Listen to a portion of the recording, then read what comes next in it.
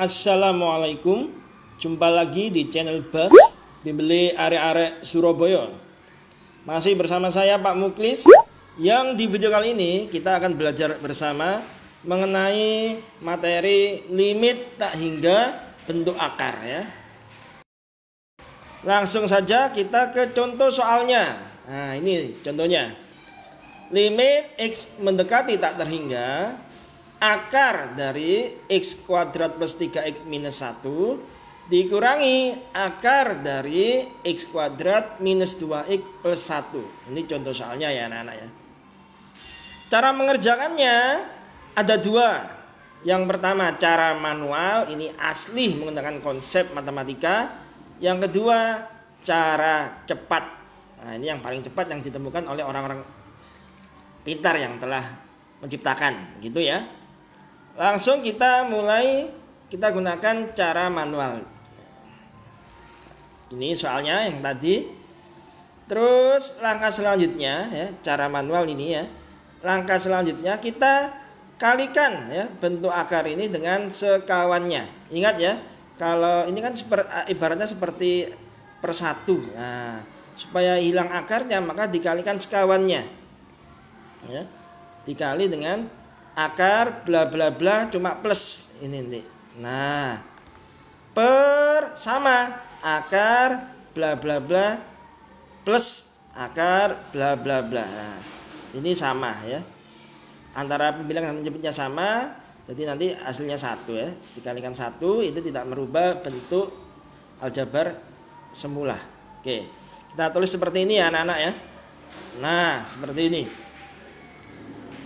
Akar X kuadrat plus 3X minus 1 plus ya, akar X kuadrat minus 2X plus 1. Ini pembilang dan penyebutnya sama. Nanti yang atas ini kalikan dengan atas ya. Yang bawah kalikan dengan bawah. Ini per 1 ya ibaratnya ya. Nah gini. Sehingga nanti hasilnya ya, apabila A min B dikali A plus B itu kan sama dengan A kuadrat dikurangi B kuadrat. Nah kita terapkan ke yang atas ini. Jadinya nanti bentuknya seperti ini ya anak-anak ya. Akar X kuadrat plus 3X minus 1 dalam kurung kuadrat dikurangi akar X kuadrat min 2X plus 1 dalam kurung kuadrat. Per yang bawahnya ya 1 kali akar ini. Nah, hasilnya ini ya, tetap ya. Oke, selanjutnya akar apabila ditambahkan kuadrat maka kan hilang akarnya. Jadinya seperti ini ya. Ya, yang pembilang jadi X kuadrat plus 3X min 1 dikurangi X kuadrat min 2X plus 1. Kita hilangin tanda akarnya di pembilangnya. Terus kita buka kurungnya, yang di depan ini dibuka kurungnya tetap ya. Yang di belakang ini karena ada tanda minus di awalnya maka kita kalikan dulu. Jadi minnya ini kalikan ke X kuadrat, kalikan ke min 2X, kalikan ke plus 1. Jadinya nanti seperti ini. Nah ini X kuadrat plus 3X min 1 minus X kuadrat plus 2X minus 1. Yang penyebut tetap ya, nggak ada yang dirubah. Kita sederhanakan yang atas ya. Ini X kuadratnya habis ya. X kuadrat min X kuadrat habis. 3X tambah 2X itu 5X. Min 1 min lagi 1 min 2 ya, jadinya seperti ini ya anak-anak. Nah gini. Limit X mendekati tak terhingga 5X min 2 per. Nah ini akar ditambah akar ini. Langkah selanjutnya sama seperti ketika menyelesaikan limit tak terhingga bentuk pecahannya. Kita kalikan dengan pangkat tertinggi yang ada di pembilang dan penyebut. Pangkat tertinggi yang di pembilang itu kan X ya. Bukan dikali ya, dibagi ya, atau dikali 1 per X. Nah ini harus sama. Dibagi dengan, kebetulan ini sama ya.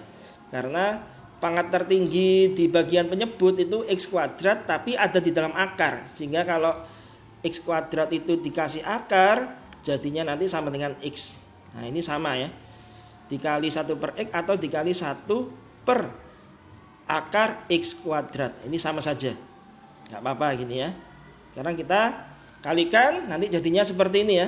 limit X mendekati tak terhingga 5X per X dikurangi 2 per X per akar X kuadrat per X kuadrat ditambah 3X per X kuadrat dikurangi 1 per X kuadrat ditambah akar X kuadrat per X kuadrat minus 2X per X kuadrat ditambah 1 per X kuadrat.